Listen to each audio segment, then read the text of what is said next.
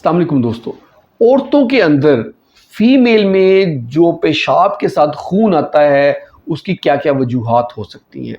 पहले हमने जनरल एक वीडियो बनाई थी कि जो ओवरऑल खून आता है सब में उसकी क्या वजूहात है, किस हायरार्की से हमने देखना है। लेकिन आज हम स्पेसिफिकली औरतों के ऊपर बात करेंगे कि फ़ीमेल में जो खून आता है उसकी क्या क्या वजूहात हो सकती हैं, उनको कैसे मैनेज किया जाता है। तो इसको हम कैटेगराइज करेंगे एज के हिसाब से।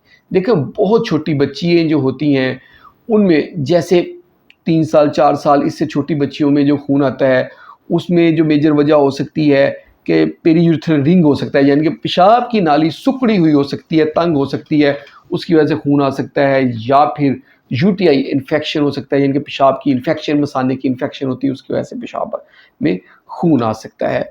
इसके अलावा इतने छोटे बच्चों में बहुत रेयर होता है कि स्टोन हो तो उसकी वजह से खून आए। ट्यूमर के चांसेस इतनी छोटी बच्चियों में नहीं होते।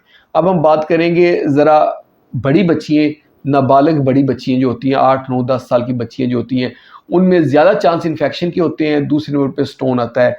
इन्फेक्शन में बर्निंग होगी, जलन होगी, और स्टोन में दर्द होगी। ये फ़र्क है। देखिए, बच्ची को खून है, 8 साल उसकी उम्र है, 10 साल उम्र है, और उसको पेशाब से खून के साथ दर्द हो रही है, इसलिए मीन्स के स्टोन के चांस ज़्यादा है। उसको खून है, उसमें जो है ना देखेंगे कि उसको बर्निंग हो रही है, तो ये यूटीआई यानी इन्फेक्शन के चांस। इसके साथ साथ रिफ्लक्स हो सकता है, यानी कि पेशाब मसाने में आता है, गुर्दों में वापस चढ़ जाता है।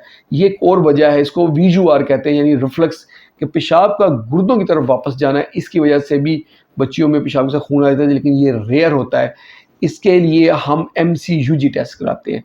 और जो पहली 2 कंडीशन थी, स्टोन और इन्फेक्शन के लिए हम पेशाब का टेस्ट यूरिन कंप्लीट कराते हैं, और उसके साथ हम पेशेंट का अल्ट्रासाउंड करवाते हैं। अब हम यंग लेडीज़ की बात करेंगे, जो बालिग होती हैं और जवान लड़कियां होती हैं, उनमें भी यूटीआई के चांसेस ज़्यादा होते हैं। और किडनी स्टोन्स और बाद में ब्लैडर स्टोन्स जो है, ये हायरार्की होती है कि दूसरे नंबर पे फिर किडनी स्टोन्स हो, जो स्टोन मूव करके ब्लैडर में आ गया है या ऊपर किडनी में ही है तो वहीं से स्टोन आ रहे हैं, ये दूसरे नंबर पे। पहले नंबर पे इन्फेक्शन रह जाती है।